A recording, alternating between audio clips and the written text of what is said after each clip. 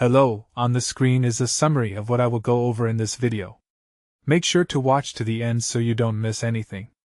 In this guide, I'm breaking down the fastest ways to level up in teamfight tactics this season. Step 1. Understanding experience mechanics is crucial. Every round you play gives you base experience, but you can earn extra by winning fights and hitting specific gold thresholds.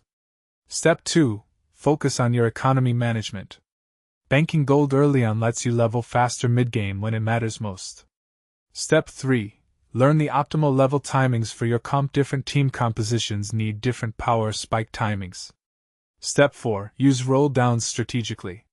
Timing your rerolls correctly saves gold and gets you to crucial level thresholds. Step 5. Plan your transitions ahead of time.